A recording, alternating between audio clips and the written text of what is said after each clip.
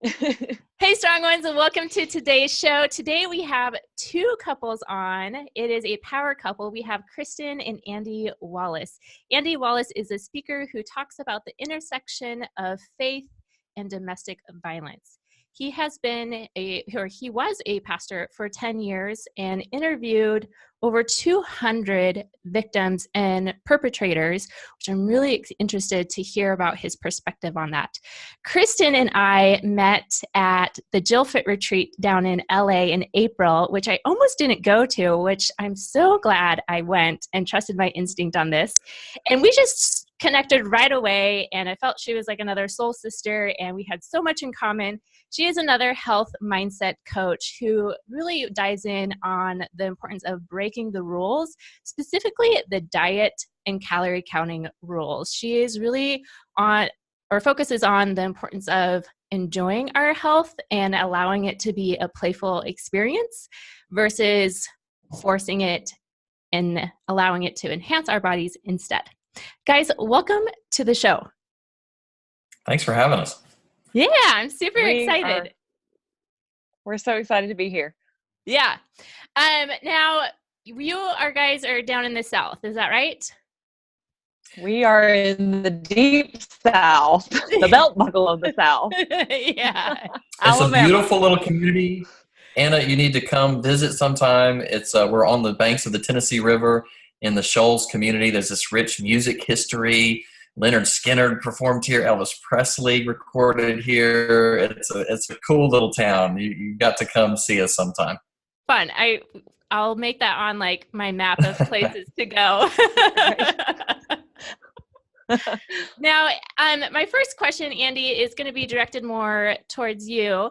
Now, you were a pastor for 10 years, and what was like that changing point in your life or that place of transformation in your life where you felt like you really needed to speak on this intersection of faith and domestic violence and trauma? But was the pastor role just not the place for it, or was it the system of the church, or where was that for you? So when I was 21, I started pastoring, which is way too young.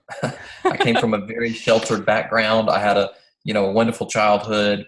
I had not seen a lot of trauma in my life. And at 21 years old, I started pastoring a small congregation in the rural Bible Belt of the South, not expecting to see anything too serious, just to enjoy the congregation and to help people and to minister to families. And in the first 2 years that I was pastoring a small church, I dealt with counseling couples through divorce and marital problems and remarriage and trying to blend families. I preached the funerals of a 14-year-old and a baby. I talked multiple people down from suicide. I dealt with the alleged child abuse someone was accused in my church of abusing someone else in their family. And I was just overwhelmed. I was not prepared for the brokenness that people were experiencing. And when I was probably 22 or 23 years old, I got a call from a well-respected member of our church. She was crying on the phone. I couldn't understand what she was saying. She just kept saying, "You need to come over. I need help. I don't know what to do." And I couldn't understand what was happening. And I didn't know what I was going to be facing. I was really just a kid. And I called Kristen and I said, "I don't know what's going on, but I need you to come with me. We've got to go to this lady's house." And so we drove over there, and we got there, and she was just covered in bruises, and she had pictures of where it had happened in the past. And this is a couple that was well respected in our church, well respected in the community. Nobody had any idea that anything was going on, and she was being abused. And I remember that situation so well because I just had absolutely no frame of reference. I didn't know what to do. I didn't know how to talk to her. I just had no idea where to go with that. And I was just completely overwhelmed. And that actually ended up probably being one of the best things that could have happened in terms of me not knowing. Right? Because one of the most dangerous things you can do when you're working with people is to think you know. It's a lot, and you can make mistakes and hurt people. And so the only thing I can comfort myself with now looking back is that I didn't know what I didn't know. And so I went on a journey to try to figure it out. And that's kind of what led me to what I do today. 250 plus interviews later with perpetrators of domestic violence, hundreds of hours spent with victims and survivors trying to understand where they're coming from. And I learned two main things that I was completely oblivious to. Number one, that 1 in 4 women will experience severe physical abuse in their lifetimes. And number two, that 8 out of 10 of the victims that I talked to say that their experience with faith, with the church, was a hindrance to them finding safety. And we have to address that. And so that's kind of what brought me to the work I do now. Nice. Kristen, I'm going to ask you about that experience for you. How was that for you, going to that and seeing that for you and just being by your husband's side? It was difficult. It was not as shocking to me, I think, as it was to him, because I had been exposed to more of that type of difficulty through people that I observed growing up. And so I was more familiar with domestic violence on the whole than he was. That being said, that doesn't make it any easier to walk into someone's house and see a lady sitting there and just shattered, just feeling absolutely shattered. So it was very, very difficult. And the stress that it put on us, my personality type being one that feels things very, very deeply, sometimes before I even know exactly what's going on. And so to feel all of that, to pick up on all of that from the different situations that we were dealing with, in addition to Andy feeling the weight of all of this as him being the lead pastor of the church was really, really hard. And I think it took a little while. I wasn't super in touch with my feelings and my spirit, all of that. I didn't have a real good grasp of the understanding of that back then, but it took several years for me to realize how that was impacting me mentally, emotionally, all of that. So it was definitely a learning experience, and we have learned so much even about ourselves through that. And it was also very stressful at the same time. Yeah. How did you, because I'm also a deep feeler, how do you incorporate the fitness aspect and health to kind of manage some of those deep feelings that you sense? So I love that question. It's a very, very good question. It's one that I would not have even, if you had asked me that 10 years ago, I would have looked at you like, huh? I'm sorry, what? Because years ago, I was just picking up heavy stuff in the gym because I liked it. I enjoyed it. Yeah. But after a few years, yeah, exactly, I started to realize that it was helpful in managing my stress, that I felt calmer and I guess more relaxed after lifting. And it's just been probably the last 5 or 6 years that I've started realizing the major impact and connection between mind and body. And that's a game changer for me. Understanding how all of this is connected and how it works together is a big motivator in me to continue moving. And that changes from time to time. You know, sometimes I might be training heavy and intense, and sometimes I may be doing 10-minute workouts every couple of days. It's going to change, but the movement really, really does center my mind a lot. And that's only, like I said, it's so recent that I've become how very much it impacts my mental, my spiritual well-being. Yeah. Awesome. This is just an open-end question. I know we're focusing on more of the intersection of faith and trauma. Where do you guys think that type of stuff and that, because a lot of these types of abuse is physical. So how important is the aspect of healing the body alongside doing the mental and the spiritual work with this? Well, that's a huge question. Yeah, I know. That's a huge question. When we think about the brain, I think I'm hopeful that what neuroscience is teaching us about the brain is going to help us understand the brain-mind connection, and by extension, the brain-spirit connection. And so one of the things that the social work world has discovered just in the last several years, or at least it's becoming more prominent of an understanding, is just how much trauma impacts your mindset, your worldview, how you view yourself, how you view your relationships, how you view your faith, your spirituality, or your connection to God. And it starts in the very first 5 or 6 years of life. You form beliefs in childhood about who God is, about based on your primary caregiver and how you interact with your primary caregivers and how your parents interact with each other.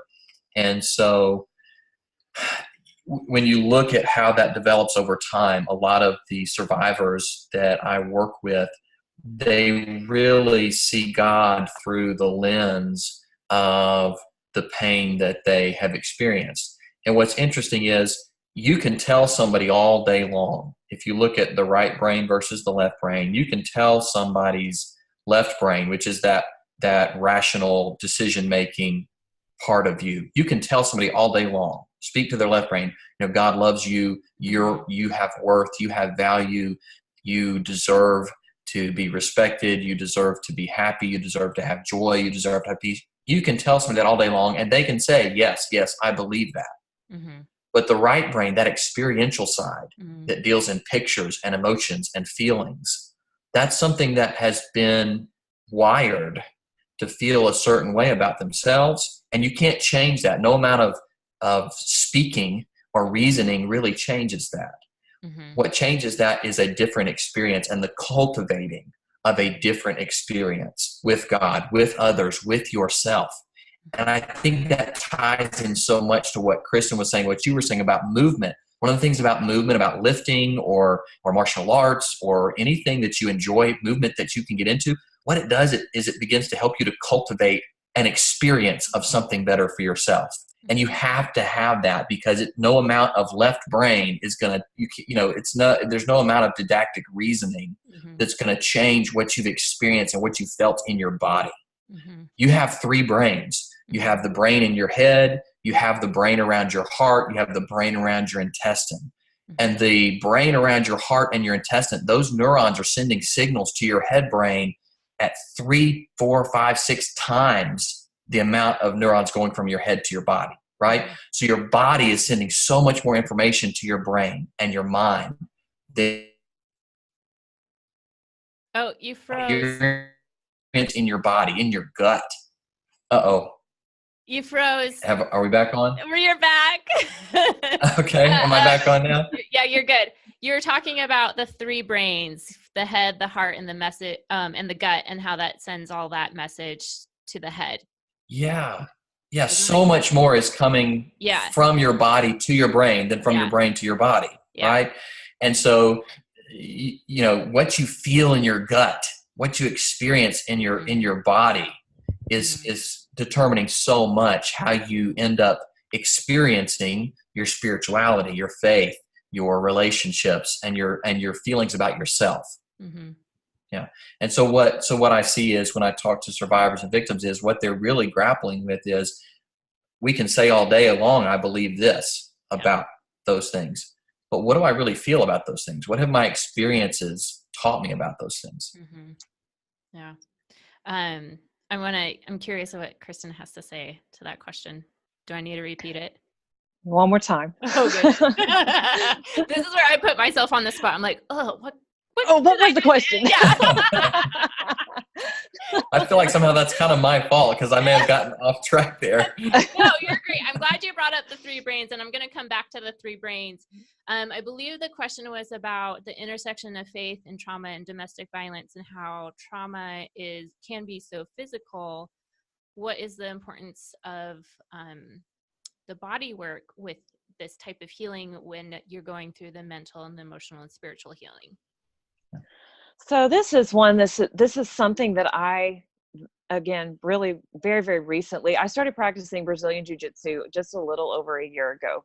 Oh, cool. I started it because I was curious about it. Yeah. And I wanted to learn some self-defense because, that's the cool thing to know and good. And several months in, first of all, my professor and the other people that are there that provide training and training partners and all of that, are absolutely fantastic. They're very open. One of the guys is a life coach, and he has helped me to see all of this connection, especially in relation to something like jujitsu, because there's a lot of groundwork. There's a lot of bodies being jammed up into very uncomfortable spots, and limbs and thread of being broken and choked, and all things that our bodies and our minds want to freak out about. Right. And depending on what kind of trauma someone has been through in their life, that can very possibly be a trigger for them, and can cause people to go into panic attacks or hyperventilate, different things like that. Just something that seems very, very, very small can trigger them back to something that happened, when they were a child or a teenager or a young adult, some kind of traumatic event. And so as I have been practicing this, showing up 2 or 3 times a week to practice for about a year, I'm starting to understand the massive importance of me being willing to safely put my body in an uncomfortable position where my mind is telling me, get out of here. but the left side of my brain is saying, no, you're safe. It's okay. And I have seen some big shifts start to take place in my mind around when I'm safe and when I am not. And it's been very interesting because I've recently, and I hope I'm not getting too far off track here. No, you're doing great. Started incorporating a mindfulness technique, meditation, if you will. I think it's more on the mindfulness side as I am practicing jujitsu. So as I'm in a live role, meaning we're working together on the ground, we're not practicing technique. We're actually trying to, submit people by breaking their arms or choking them or some such awful thing. And I tend to get really uncomfortable when people start messing with my legs. Each of my kneecaps have been dislocated at different times. One was just last fall, and it happened actually in jujitsu. So mentally, I'm not recovered yet. My knee's fine. My brain is not. And this is a pretty surface example of how the triggers can come up in the mind. So when people start fooling around with my legs or my knees, my brain tries to freak out, which can make me put myself in an even unsafer position because my brain is not thinking. So I was talking to the friend of mine this last week, and he recommended to me that I start to sit into it just as if I were using a mindfulness technique for some kind of pain I was experiencing physically. He said, apply the same technique to this mental stress that you're having and breathe into that uncomfortable moment. As we're practicing these knee bars and these leg locks and all that, breathe into it, sit into it, know that you're safe with the partner that you're practicing with, and see if that helps. I'm not joking you. I thought, okay, that's cool. I'll try it. And the very next thing, 5 minutes later, my mind was like, it's going to be fine. It's going to be fine. I ended up going to a leg lock seminar this Saturday. No It was 2 hours of leg locks. And I thought, part of me was like, Kristen, are you for real? What are you getting yourself into? And then the other part of me is like, but exposure therapy is good for the mind and soul. And sure enough, it was a big difference. So I think, I hope that answers your question well, as far as I think connecting. That was like a really good example of like where your mind is versus compared to your body, and the importance of breath work and how important like breath is our life. And so I haven't been reading the Bible, so this may not be completely accurate, but I'm pretty sure the Bible says the breath of life, right? Or has some type of reference. So where did Andy go? Oh, a little technical difficulties. Hang on. I think we can still hear him. We just lost the screen time. There he is. Sorry about that. No, it's all good. There he is. There's always little glitches. We just got to roll with it. So I was talking about the importance of breath of life and how that's referenced in the Bible. And I think, at least growing up for me, it was more of like this, like, oh, he's this breath of life over here versus no, really like he's the breath of life. If we really focus it, and your example was perfect of like sitting into it, breathe into that pain, and allow your mind to understand from your body, it's okay. You're safe. Yeah. So I'm curious of what you guys have to say about that. If you have more reference from the biblical text or more experiences, I'm curious to how that breath is that interconnection, because I believe our breath is our spirit. It's interesting. There is a difference between religion and spirituality. Religion is a set of behaviors or practices that groups use to express their spirituality, which is not inherently bad, which is good. It's just a way of expressing. It's a group of, it's a way of expressing your spiritual values, whatever those are. Unfortunately, religion is very susceptible to becoming more about the behaviors than about the spirituality that they're designed to express. And so religion begins to kill what you're talking about, the breath of life, or this idea of the expression of how God is at work in your relationship with God, or your spirituality, however you express that. Religion is just susceptible to crushing that by emphasizing a conformity to the behaviors or to the practices that the group has adopted, right? And it becomes a way of excluding and creating walls and enforcing a certain set of expectations. And what gets lost in all of that is the very thing that religion was designed to protect, and that's the spirituality of the members of the group, and by extension those that they try to make a difference in the lives of other people. And so when you talk about the breath of life, God breathed into Adam the breath of life. It's designed, it's what he's communicating there is that God created human beings with a sacredness to them, that we are all sacred, that and it's who we are. And we compartmentalize our lives, and religion, unfortunately, becomes a tool to help us compartmentalize our lives instead of living a more holistic life that says, I am a spiritual being, and that gives me a sense of worth to God and to myself and to the world around me. Nice. Kristen, do you have anything to add to that? I think he verbalized that very, very well, and he echoes my thoughts. Yeah. Okay, cool. Or I echo his thought. She taught me everything I know.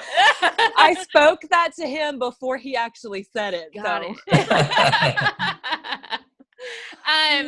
Question. So this is kind of my theory. I think there's 4 brains instead of just 3. So I truly believe like gut health, that's where we develop trust and trusting our own self. Heart. I don't know. What would you define it like heart as? Would that be the faith? I'm so interested to hear your take on it. I was in my head, it has a much more physiological. I was thinking of it in very physiological terms. I'm like, where does, because like if we're talking about like trusting your gut, and if your gut health isn't like fully working, like how can you trust yourself? And I think that's where the importance of health comes in. So I'm just like people say, go with what your heart is, like your heart's desires, and so I get like, this just came to me now, like where would you say the heart is? Wow. You didn't tell me this was going to be so challenging. It's such a hey, I'm all game. So, yeah. The heart, it's interesting in a lot of sacred literature, the gut, contrary to Western culture, right? In contemporary Western culture, the heart is the seat of the emotions. But in the Christian scriptures, for instance, in the Bible, it talks about the bowels, right? Which is a much more of reference to the gut as the seat of your emotions, or of, what you really care about, the passion of who you are. And the heart is much more associated in that body of work as a place where the decision-making capacity comes from, where your treasure is, there will your heart be also. There's some bleed. There's some bleed there between the two concepts, but the heart has a more directional aspect to it, I think, as far as how you determine where you're pointed. Yeah. I mean, that makes sense. As a decision. Like, go with what your heart says, or what, like, sure. what people kind of just like randomly will say, well, what does your heart say? Go with that. So yeah, I was just curious. But going back to the 4 brains, I think we have our 4th brain is in our hands and our feet, because this is our way where we understand our environment. Most of our nerve endings are in our hands. So if our hands, or if those nerve endings were like as big in proportion to our muscles, our hands, our lips, our feet would be huge just because of how much nerves are in there. And I consider that to be our 4th brain. And just from my journey of healing my body, one of the movements that really, I think, helped me get back into my childhood and get back to where some of the trauma was displaced or occurred in my life was learning how to crawl again. And that's where I think that's our 4th brain, is like understanding that. But then it goes into more of the biblical stuff too, of like, I asked this to another guest on the show who is a biblical professor, so teaches just biblical text. And I was like, what is the importance of the fact that Jesus came at a time in history where you basically were walking barefoot, and walking was the main way of transportation and communication. So I'm curious of what you guys have to say about the importance of the time frame that he came in, and then also just the type of training that goes into play with that. I think this is a really good one for him too. He is he's so knowledgeable about the scriptures, and he's studied so much of the history behind it. Sometimes he talks and I'm like, oh wow, I did not know that. So here you go, right, babe. You need to stop now. You're setting expectations that I don't think I can live up to. We can talk about expectations next. I mean, I think that her and I need a lot more practice at this. That we're going to have. I mean, next time we do an interview together, we're going to have to discuss just how this is going to work. I'm sweating. All right. Hey. No, I think I'm going to have to go back and find that podcast. It sounds absolutely fascinating to hear an actual biblical. I wouldn't consider myself a biblical scholar. Yeah. I mean, I went to seminary. Okay. But there's a lot. People talk a lot about the significance of the timing, right? Mm-hmm. And there are a lot of factors in that. I think it's interesting that technologically, you're right. There was a lot. It was a culture based on the passing of information orally, right? They didn't the history. There was a strong oral tradition. It was storytelling. Mm-hmm. If you look at Jesus in the Gospels, he told stories. I heard Bishop T.D. Jakes say in an interview not too long ago that if Jesus were alive today, he would be a filmmaker.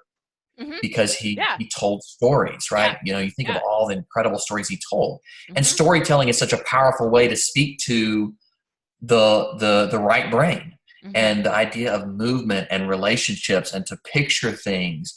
And it has a much more tactile feel to it. To hear him talk about, and it was agricultural as well. And so he talked about, the farmer, and he talked about the husbandman, and he talked about the pressing the grapes.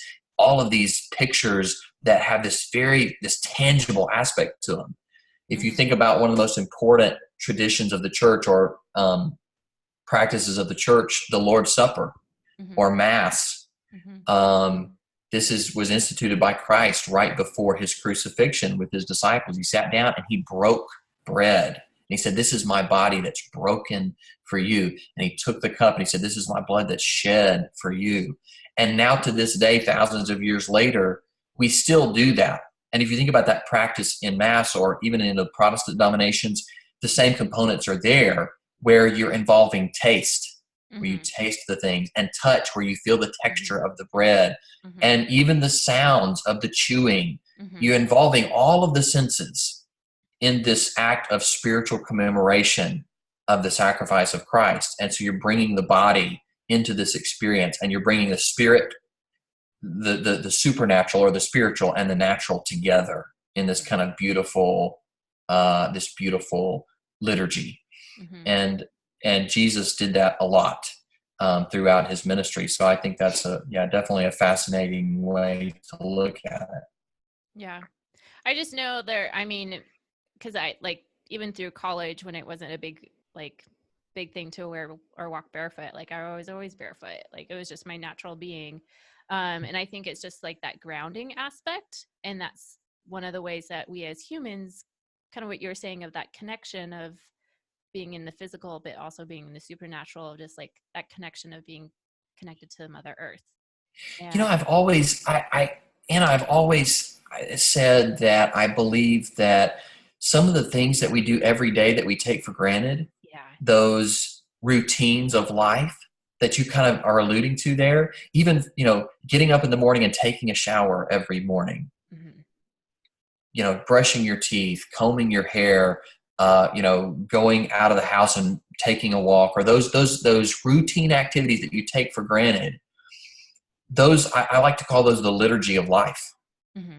right? Because you're right. There's a grounding aspect to them, and I have battled with chronic depression for about 8 years, and one of the things that is so important in managing depression is that routine, that liturgy of life, that rhythm of going in and feeling yourself and feeling your body and doing those routines. There's a groundedness to that that's really settling, that is so important.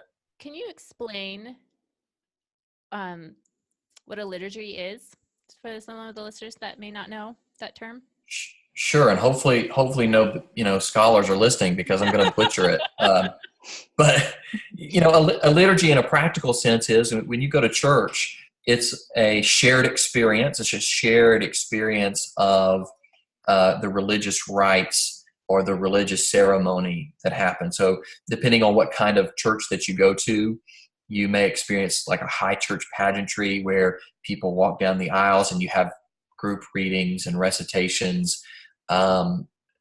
It's the schedule of the service that you share together, right? So liturgy includes reading the Apostles' Creed as a congregation, or singing together is a part of the liturgy. It's a shared experience, and it speaks to the rhythm of life again, part of connecting relationally with other people.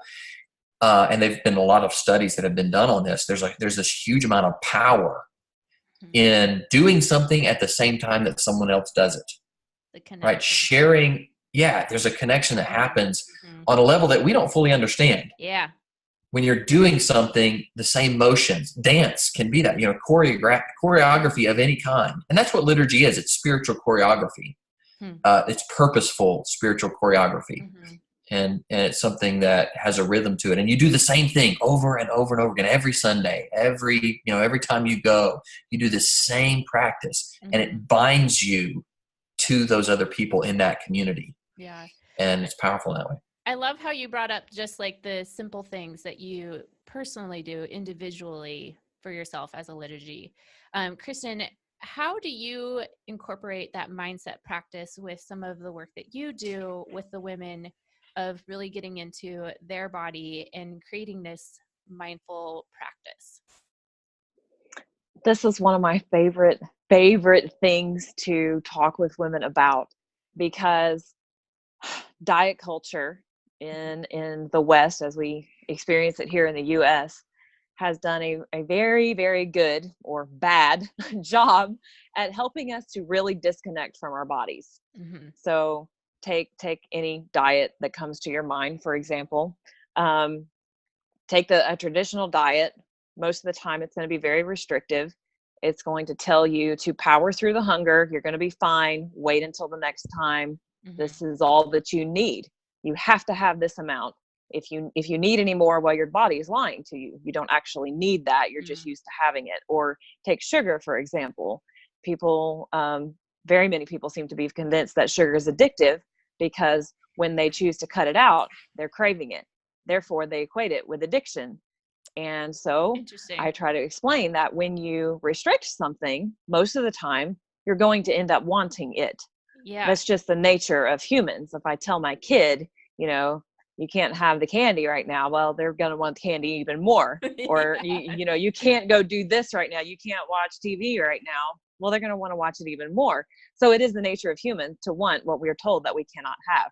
So it teaches us to disconnect from our bodies more and more and more in a culture where our emotions and everything are already not viewed as things that need to be felt, experienced, and then let go.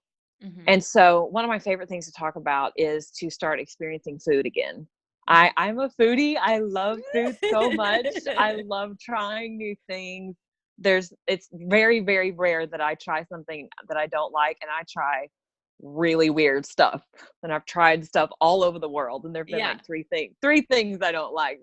And so learning to experience food again, instead of just, you know, we're shoving it down our face at work, or we're like grabbing bites off of our kids' plates, you know, going throughout the day, or we're running around heating up everybody else's meals, and then we get to sit down to ours and it's cold. And there's just so many ways, especially if you have children in your life, it can be even more so difficult. And I've noticed with people that have very, very high work schedules, it's really hard to sit down and really experience food, because as I said, I mean, they are working really, really hard. And sometimes they only get like a 10 or 15-minute break. So I love to talk to women about ways that they can start learning to experience this, even with the schedules that they have. If they have only 10 minutes to eat, or, you know, if they don't have time to make this pretty meal, like, I love pretty food, but I totally don't make it all the time. I love it. But it goes again to what we were talking about, incorporating all of our senses. So the food is in front of us, and the first thing that comes to mind is taste, obviously. Right. But there's so much more to food. I mean, we see it, first of all, which is one of the reasons I like pretty food. Like, it really makes my eyes feel happy. Yeah. I do. I have happy eyes. And so then, you know, we cut into the steak or whatever. There's the texture involved. Or if we're picking something up, there's the texture there. We're putting it in our mouth and we're chewing it. I don't want to get too extreme, but the food tastes good in the mouth. Yeah, you're making me water right now. So we're experiencing the texture again. We're breathing in the smells as we're cooking, or as we're out to eat, wherever. There's all of this in there. And he said chewing. We hear people chewing. I don't like hearing people chew, but I do like to hear my food being cut. So all of those are ways that we can start to experience food again. And another thing that has been really helpful for some of the women that I work with is for them to slow down their chewing just a little bit, so that they have time to be like, oh, I just caught like a cinnamon flavor here, or, oh, that tasted like sage, just a little bit, to incorporate the mindfulness aspect of it, so that they can again begin to experience food in that joyful way that we all had when we were born, that we all had as children. And that somewhere along the way, due to diet culture, I do believe that we've lost that appreciation and that joy for it. And there's just so much guilt involved now. So that's one of my favorite ways to bring mindfulness in, is to pay attention to our food as we're eating it. Yeah. So have you found women who you've worked with really start incorporating this mindfulness and this practice, almost like this liturgy around food again, that they are able to start trusting themselves a little bit more? Yes. In fact, the lady that I just was recently working with, this was just so cool to me, because I asked her a few questions at the end of our 3 months together. Right. And she had jumped from like a 2 up to a 9 in experiencing her food and feeling more comfortable around it. And I was like, oh, this is amazing. Yes. Because she had texted me probably, I don't know, 3 or 4 weeks after we started working together. She shot me a text and she said, I cannot believe how much I was not even tasting my food before this. Like, she wasn't even aware that it was an issue. Like, it wasn't on her radar. Okay. So now that she starts to actually be mindful and pay attention to the food, she realizes how much she had no idea what it tasted like, that she was basically just inhaling it on breaks. She had a pretty high pressure job, works really, really hard, and is very driven, very successful. And so for her to be willing to slow down just a little bit and notice the food, I didn't tell her to like change any of her food. I just wanted her to start noticing the food. And so just a few weeks later, for her to be like, yeah, I'm taking a 10-minute break so I can, sit down and take a few breaths and enjoy my food. That is a big, big deal. Yeah. It's a very big deal. Yeah. Do you have any stories of like women who are like, got to that place and then they're like, oh my gosh, I can trust, like feel like they can trust themselves or really listen into that intuition of their gut? Yes. That, I think for most of us, is a little bit of a slower process, especially depending on what our background is around food, what our relationship has been with food. Some of us have come from disordered eating patterns, some of us from full-blown eating disorders. And so that can take a little bit longer. But there's one lady that comes to mind that when we first were working together, she was very, very worried about all of her food. Like she was messaging me very often and being like, is it okay if I eat this? Is it okay if I eat this? Can I use this can of soup to put on my roast? Different things like that. Yeah. Not through any fault of her own, but the trainer that she had, I think she had a personal trainer before me. And that person, as well-meaning as she was telling this other lady that this has no business in your diet. You should never eat this. This is the worst thing ever, including like pouring a can of soup on your roast. No. And so she didn't have very much freedom at all around foods. And she was feeling really guilty if she had to drive through somewhere or something like that. Okay. And so we didn't even have like any calls one-on-one. Most of what we were talking through was via a Facebook group that I opened for her to be in. And so it was mostly just, text type messages in this Facebook group. But at the end of 8 weeks, oh my goodness, she had changed so much about the way that she was approaching food. She shot me a text and be like, hey, I went and got a shake at such and such. Nice. And I felt good about it. And it tasted good. I'm like, oh, this is so great. And she was also exploring at the same time other things that she could add in that would help her feel good as well. So she's like, for example, she started adding in, a serving of veggies or 2 a day, and noticing that made her feel good. She also started enjoying, shakes or smoothies or whatever it was she was wanting, which made her mentally feel so much better and so much freer. And she wasn't in a scarcity mindset around those foods anymore. That's so cool. And it sounds like she was able just to trust what her body was telling her. Was absolutely like what's healthy for her to continue to eat. Exactly. And that's the beautiful thing, is that the more women that I work with, the more I see that it's a very individual approach. Yeah. Because something that feels really good and needful for somebody may not feel that way for somebody else.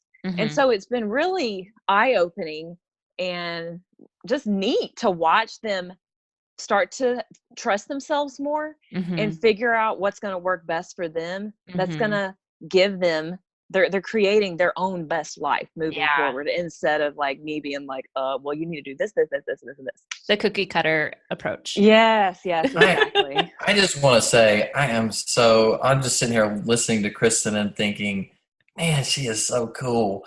And one of the things that she recently, she's been experimenting with our kids. We have 2 children, and they're 8 and 5. In fact, when you go back to edit this, or if you do edit this, you're going to see one of the kids in the background over my right shoulder. Great. Yeah.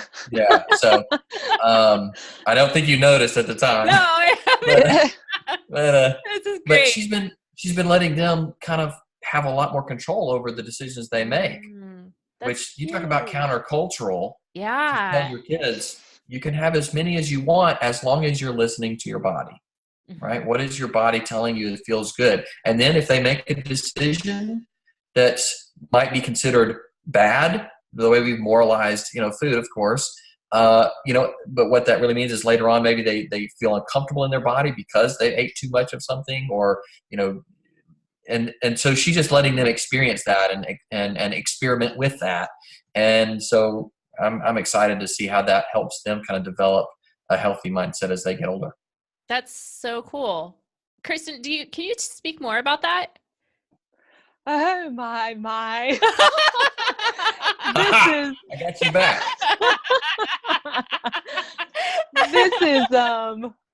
This has been a comfort zone thing for me, very much stepping outside of it. Yeah. It has been probably just in the last year, and even more so in the last couple of months, that I have started realizing that I haven't been doing the same approach with food with my kids as I do my clients. And I realize obviously they are children, so they do have to be guided to some extent. They're not grown adults. Yeah. Right.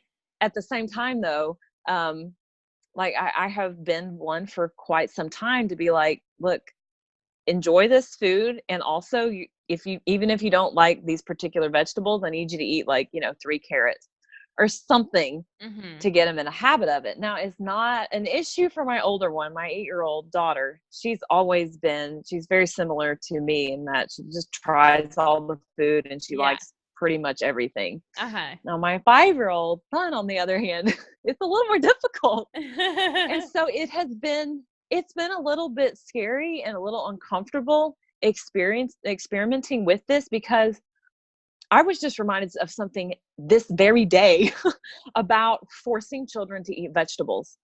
They said that, and this is what she does. This is her area of expertise. So forcing kids to eat their vegetables is very, very high likelihood of them developing an unhealthy relationship with that food when they get older. And as soon as she said that, I thought, oh, I was forced to eat broccoli and Brussels sprouts, and I detested those forever, forever. And I'm not eating any broccoli. Don't throw broccoli at me. I might eat a Brussels sprout. Do dinner. That's right. That is not happening up in my house. And I remember my mom rarely ever cooking peas because her mom forced her to eat peas. Oh, and so I was like, interesting.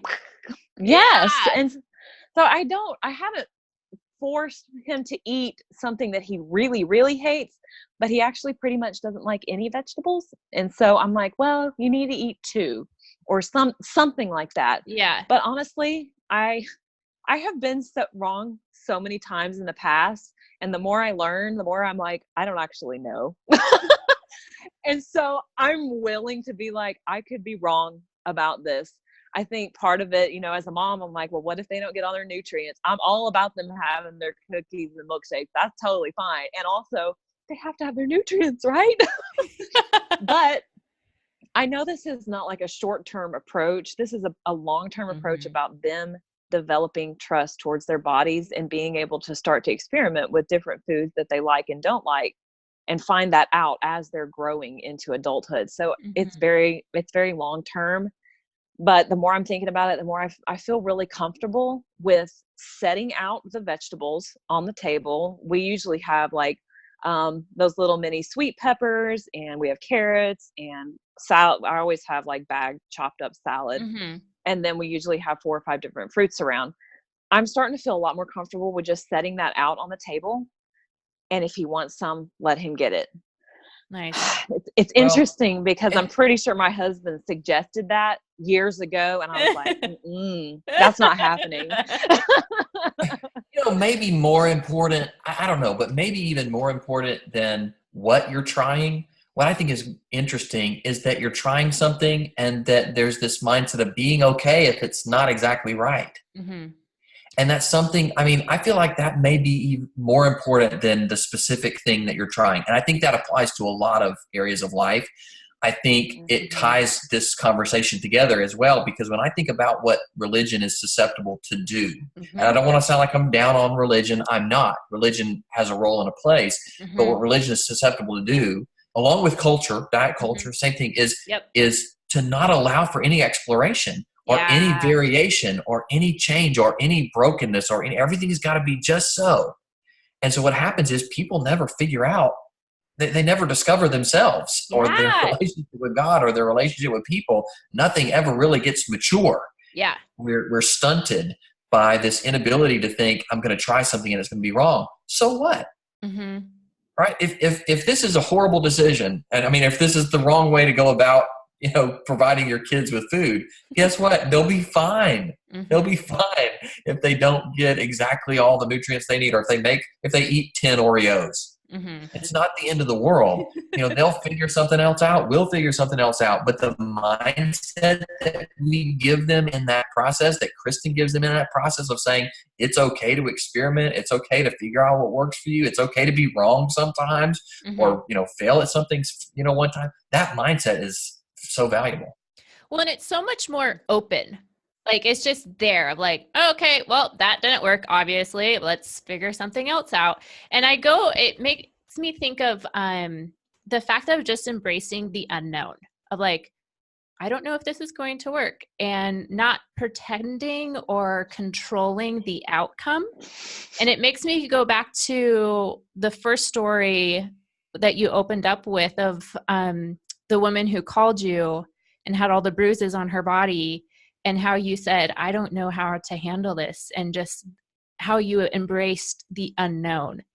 And I think that's when we invite the Holy Spirit to move in us, when we fully surrender in those moments of like allowing that power that you're referring to earlier, of like to move within us, to guide us to the answer, or a failure that will guide us to the answer. Do you have anything to say about that? I'm going to be super honest. Like, is this a good place for some Yep, vulnerability? yep. Yes. I'm not nearly as spiritual of a person as I would like to be. Mm. And when you talk like that, it makes me want that more. It makes me want to be in touch more with that part of myself. Mm. I spent a lot of time when I was going through some of the worst parts of my depression, before I had really come to grips with it, doubting my faith, doubting the value of faith, and struggling to embrace any kind of faith. And I still have a lot of the same skepticisms, and it's funny because I minister to churches. I'll be speaking to a congregation on a Sunday morning very soon, and I get to stand in front of them and say a lot of things that I believe with my left brain, that I choose to believe, and also have this sense of longing to be more in touch with the experiential aspects of being spiritual. And so that doesn't answer your question, but it's kind of where, when you talk about the Spirit moving, it's something I'm searching for.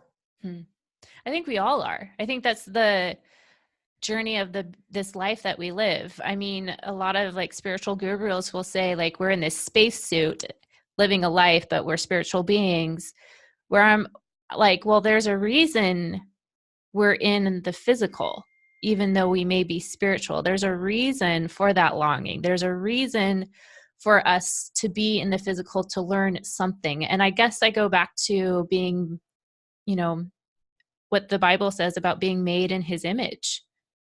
And what is his image if we really are an image or a reflection of him, of the Holy One, of the divinity, of this higher power, of the universal pulse and rhythm? Like, what does that mean for us? Like, we have a pulse. Our heart has a pulse. What does that mean to be, like what you were saying earlier with the liturgy stuff, of just like being in rhythm with that and being connected in that way? And I think there is a physical longing. Like, the hunger never leaves us. You could eat, but the next morning you're still going to be hungry.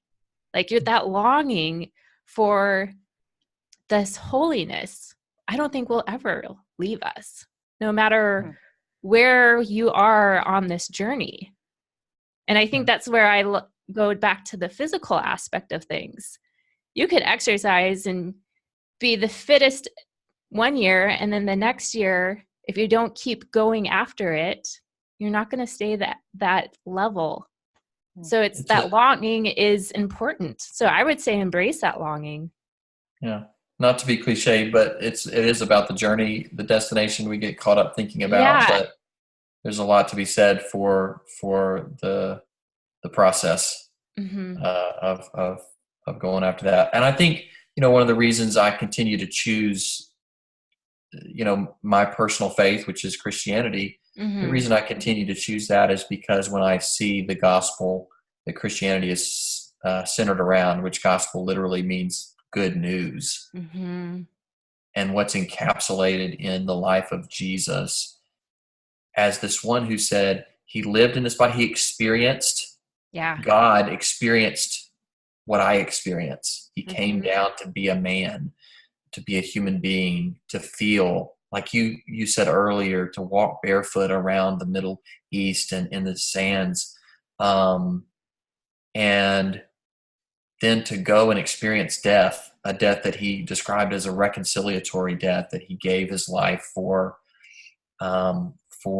humanity. There's something so beautiful that calls me to that side of myself in a way that nothing else does. And so I continue to choose that. I continue to choose to look towards that. And I think you're probably right that longing is good, and it may always be something that calls me towards the gospel. Yeah. Kristen, do you have anything? This is along the same lines. When you were talking about control, being willing to let go of that control, that has been a big issue for me. You and me both, sister. I just noticed when I said issue, that seemed to be a Freudian slip, because I need to learn to just sit with it. I've been working with my therapist recently, though, about not needing to feel like I have some element of control, because a lot of times for me, control is trying to create a sense of peace, a sense of safety. And I wrote something very, very recently, just this week, that control doesn't equal peace. It doesn't equal happiness. Obviously, structure, I'm not talking about that. I'm talking about the need to have to control the things. Yeah. And so me learning, for example, when I stopped calorie counting 3.5 years ago, that was a massive step outside of my comfort zone, because that was a modicum of control that I felt like, it was an illusion of control that I felt that I had in a time in my life where a lot of other things were completely out of my control. I felt like I could control that. So to stop counting was, I guess, again, exposure therapy to the thing that was very, very fearful for me. And then again, around my kids, because I want my kids to be happy and healthy and all of that stuff like that, But I think what Andy said about helping them to develop that mindset of exploration and trust and failing and getting back up, and trying something that seems like failing, but really, you know what, it's something that didn't work for me, so let's try something else. Right. Yeah, it's a lesson in it. That's outside of my comfort zone too. And that way I know, though, since it feels uncomfortable, I am probably doing something that is right. I'm growing for sure. Oh gosh. Well, we are getting close to the end. Is there anything else that you guys want to share? I have enjoyed this so much. I appreciate you so much asking us on. This has just been incredibly enjoyable. Oh, same. It's been a joy. Yeah. If anybody, if anybody's watching this, and the faith in domestic violence is my passion, to help people rediscover that, no matter what you've been through, no matter what you consider a failure in your life, or what somebody has told you about who you are. God loves you. You are sacred. Your identity is sacred as a human being. And that has nothing to do with decisions you've made or decisions that have been made for you. You matter, you have worth, you have value, and you absolutely deserve to take this journey. And we're all on it. We're all on it. And so you absolutely deserve to reach out and take a step towards the journey that you want to take, in regards to faith and movement and living the life that gives you joy and peace. Awesome. Well, and that can be a really scary step. That one thing. that can be a very scary step to take, Mhm. especially depending on where someone's coming from. That can be Mhm. terrifying. Mhm. And it can also be one of the biggest decisions towards developing the life that you love Mhm. that you could take. Mhm. And we'll have all your guys's connections and links down in the show notes, so people, if they felt connected to you, they can reach out to you. Because that's the beauty of the world that we live in now, is like we get to connect even if it's not in person. So we'll just make sure everyone has that information. And for the listeners, for those who may be struggling with their faith, questioning God or being angry at God, know that we have all been there. And for those who may not believe in God and believe more in the divine energy of the universe, just tap into that. It's a very powerful source that we are all trying and exploring to understand. And with that, we will call it the end of the show. Strong Ones, thank you so much for tuning in. If you enjoyed this episode, make sure you share it out with your family and friends. Give it the 5 stars, and we would love a review from you. Other than that, I'll be peacing out. I'll be back next week.